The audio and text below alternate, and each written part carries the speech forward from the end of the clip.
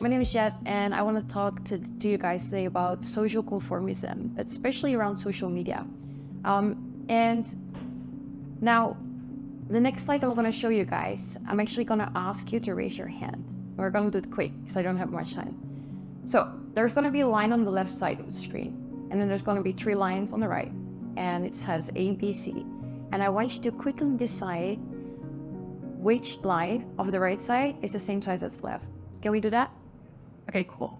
So, take a second. No? Yeah. Cool. Okay, so which line? Target line, right? A, B, or C? So, show hands for A. Okay, show hands for B. Show hands for C. Cool. Nice. Okay, sweet. Okay, now, imagine this. Imagine that I would have spoken to everyone besides yourself before this talk. And I would have said, Andrew, please vote for A. I don't care if it's wrong, just vote for A, okay? And you wouldn't know about this. So when I ask the question, everybody's hands go up. You're like, right? Now you might start to change your initial response to this. And you might start to also vote for A because the rest of the people are all saying it's A. You're like, am I crazy? Like, am I not seeing it right? So there was this experiment, actually this research study in the 1950s. So he took many different groups and he told everyone, so right, all the stages, right, all the people in the experiment to initially vote for the wrong answer. And there was one innocent participant, so you could mention that if it was yourself, that had no clue about this. So what they actually found in this specific study is that 75% would actually go along and completely ignore reality, right? Because it was the answer was a bit obvious, right? But 75% would still actually vote for the wrong answer because the rest of the people were voting for the wrong answer. Now,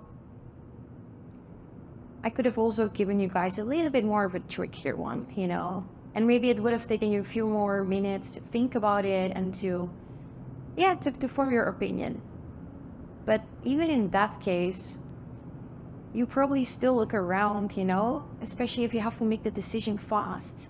And even more so if there could be maybe a reward for the right answer, So imagine that on the left side you have a cave and 10 of your cave buddies are going in, and they're coming out with a smile and food.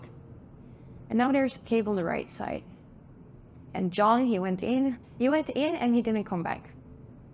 And later on, Hendrik, he also went in and he came back with 1 arm.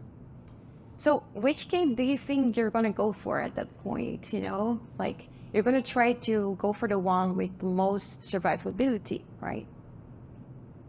So when I actually prepared this and thought about it, I was like, no, probably everyone on this boat will still go for cave B and be like, let me find out what happens when I go there, Because most of you guys are entrepreneurs, business owners, and we're in Antarctica at the end of the day. So, but that does show, back in the day, it's really coming from that place of surviving, and it's really ingrained into who we are. However, I do think we can train ourselves and actually learn to, develop a sense of self and to really step back and make our own choices and decisions without always looking at other people. And that's initially what, many entrepreneurs do. They go against the grain, right? Cool. Okay. So, yeah, this actually came from a study, but I'm sure you guys will read that. Cool.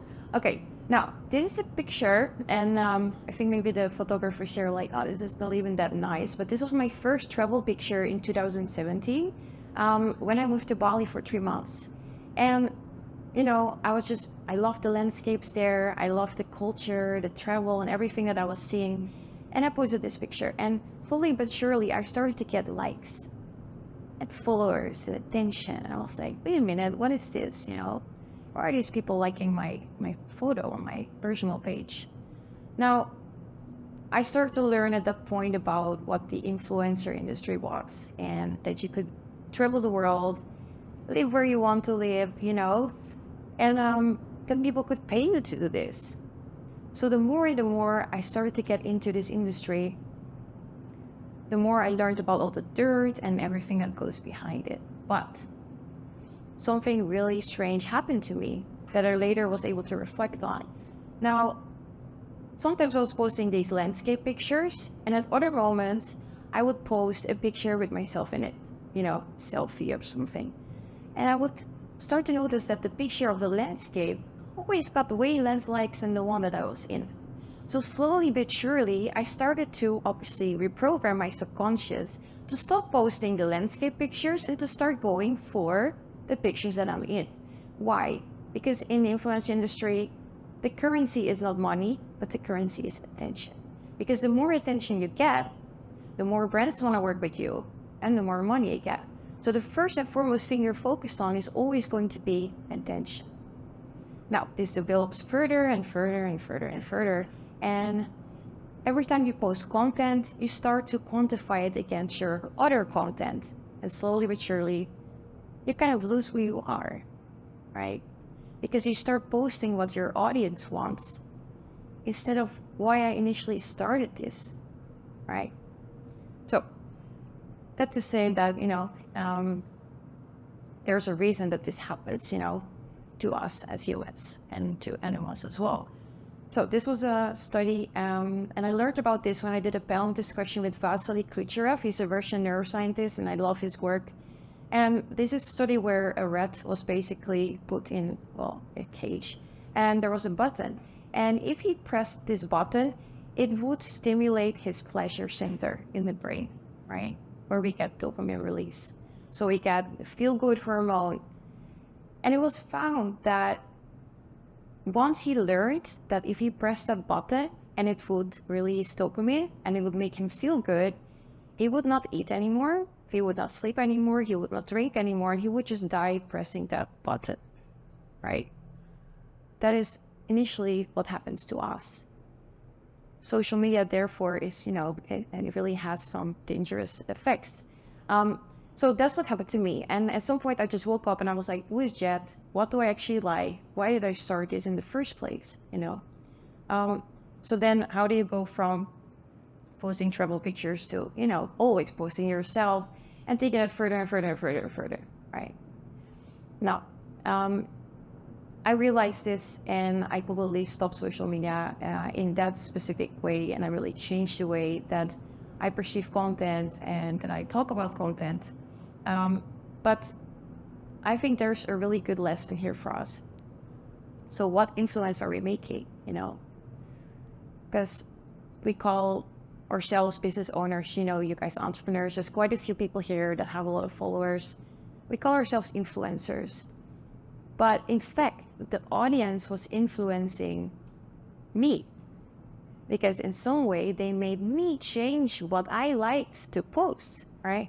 And if you're not conscious about this, it can go really in a way where you just lose yourself and you stop posting what you actually, liked and initially want to do. Okay. Now, social media.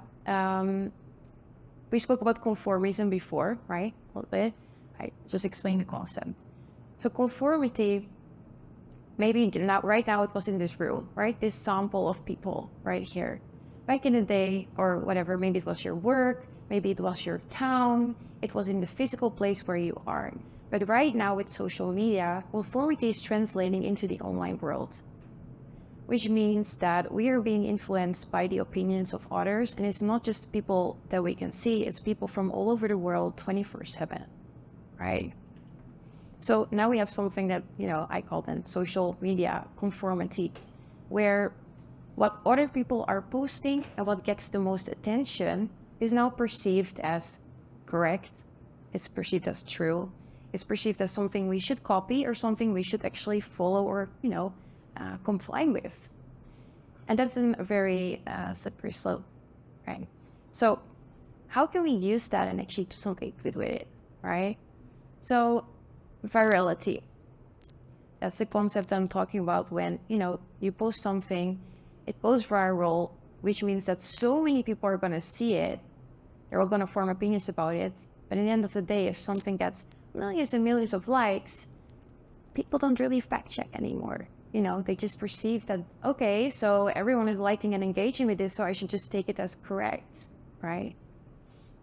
And what that leads to is obviously things like, you know, and so much more about misinformation, wrong expectation setting, you know, and many undesirable situations that we find ourselves into.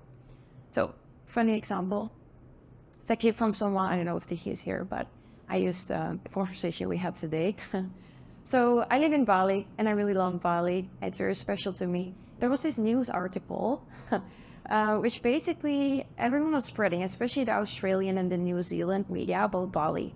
And it popped up everywhere. And I got calls and texts from everyone everywhere. And they were like, Jed, is this true? So basically what it was stating is that, you know, couples cannot live together anymore in one room or one house unless they're married. And what would that mean to tourism? Can you imagine what everyone was thinking? I'm not coming to Bali, you know, it's horrible, blah, blah, blah. And yeah, it just obviously, it instilled a lot of fear, you know. Even I believed it in the beginning. I was like, that's interesting. I don't know how they're going to actually like fact check this stuff, you know, because there's a lot of partying in Bali, things like that. But, you know, and eventually obviously we found out it was not true. But this is what happens, you know, things get really spreaded and twisted the wrong way. And it can literally have really damageable effects for, you know, tourism in Bali or for people's perceptions about something. Then there was another one. This is Kuta in Bali. I live 7 minutes from this beach. Beautiful, you know. Now, imagine you see this picture I posted. And you're like, okay, cool, I'm gonna go to Bali. Now, accidentally you come in the rain season and, you know, the current took it a certain way that all the trash washed up the beach. Okay, now, you're a new person, you don't know about Bali, you visit right now. What are you gonna do? You're gonna make videos, probably. You're gonna say, Bali, shit, and you know, you shouldn't go here, there's trash, horrible, blah, blah, blah. Now all the people that see your video are like, oh my God, yes, I will never go there, horrible place, right? Do you see what happens, you know, when we sometimes set the wrong expectations online, right? I'm not saying that you should post this picture. I understand that it's not really nice to look at, right? But what I'm trying to say is, how much better would it be if we document over create? So instead of always putting filters on everything or always putting the picture perfect scenario out there, what if we also share value, you know? So when I do speak about Bali, I do talk about the trash problem. And I do talk about what we can do, and I make stories about it. And I, you know, there's, like Andrew said, you know, there's super fun beach cleanup parties. Imagine if that same tourist saw my post and said like, whoa, beautiful, but also read my blog where I talk about, you know, some of the problems we have, but that there's super fun beach cleanups. Maybe they will come especially for that fun beach cleanup now, you know, and they will have a totally different experience and they will share a totally different story. So do you see that what we share really does have an impact? And I think if we're just all more conscious about that, that we can really drive change. And I think you could also post it if you want to, but you know, it's not very pretty. Okay, so document over create. That's really my mantra, you know. Yes, we can make pretty pictures and pretty stuff, and that's also part of it. But it's so important to realize who is going to see your content, you know, and how it's going to impact them.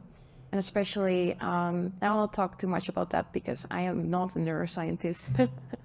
But, you know, for the younger people, and how young are people on Instagram now? Like 8 years old or younger.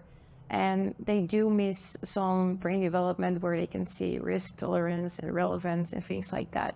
So if you really think about that, yeah, we should all protect them, you know, and be more conscious about what we share and how that's going to be perceived.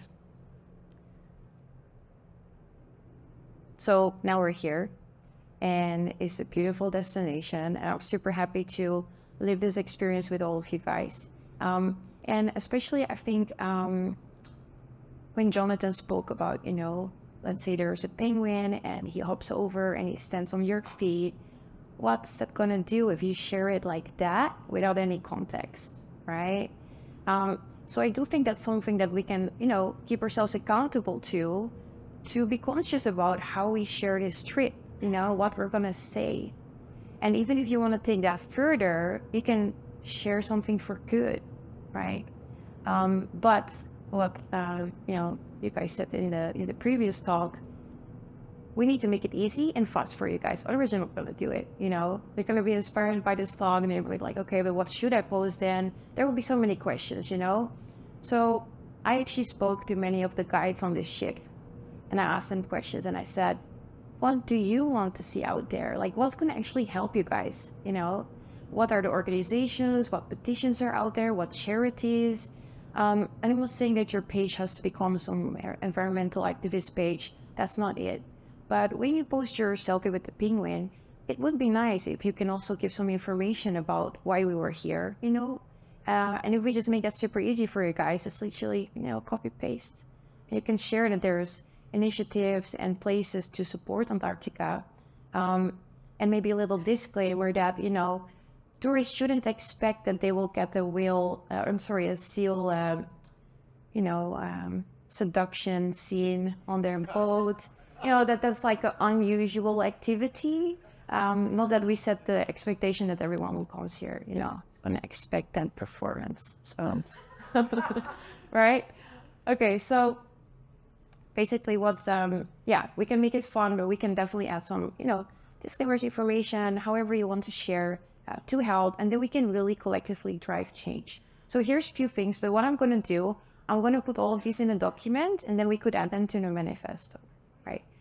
Or I will even share them in WhatsApp, and it's as easy for you to copy a disclaimer that says, by the way, we followed the guidelines from these organizations, and here's how you can help. And I also had a really fun time. I got drunk, danced on the table, but, for Antarctica, this is what we can do, or this is what we can share, right?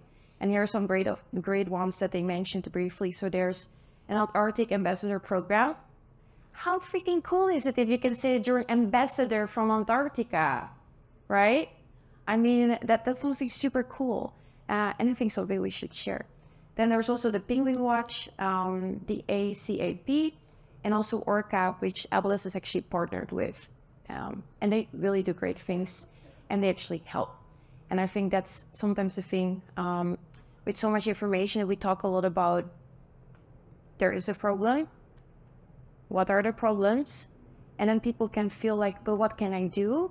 And I feel like this is such maybe a small thing, but if we all keep each other accountable to be good advocates of this trip, then I do really think that we can all drive change. Yeah. Cool. Thanks, guys.